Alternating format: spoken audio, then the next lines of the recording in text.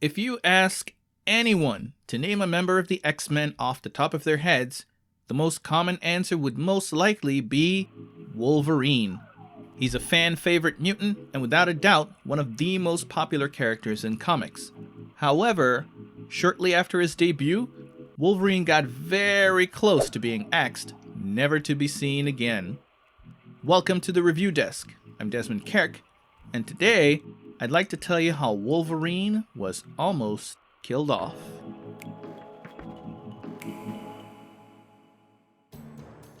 While famous for his role in the X-Men books and his own self-titled series, Wolverine debuted in The Incredible Hulk issue 181. This comic series would often feature throwaway characters who were only needed for a specific story and never returned. Len Wein, one of the co-creators of Wolverine, would eventually go on to write several issues of the revamped X-Men comics featuring a team of new characters, starting with giant-sized X-Men. One of these new characters was Wolverine. Writing duties would eventually be handed to Chris Claremont, by and large considered the best and most influential X-Men writer ever. Along with artist Dave Cockrum, they helped breathe new life into Marvel's mutants. However, both Claremont and Cockrum had a preference for Nightcrawler. With the exception of causing tension by chasing after Jean Grey, who was already in a relationship with team leader Cyclops, Wolverine wasn't given much to do in the series.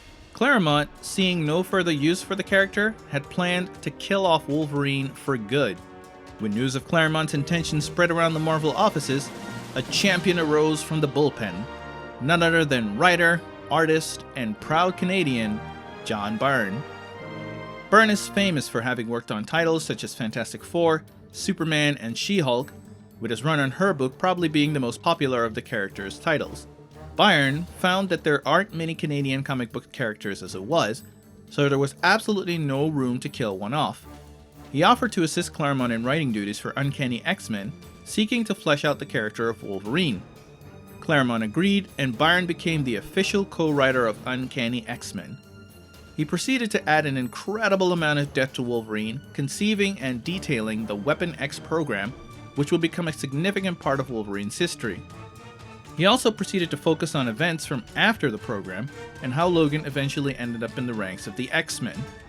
This, along with being featured more prominently in the book's main stories, gave Wolverine some much-needed exposure and resulted in an exponential increase to his popularity. So much so that he received his own self-titled series, where writers such as Frank Miller delved even deeper into his history with a focus on Wolverine's time in Japan.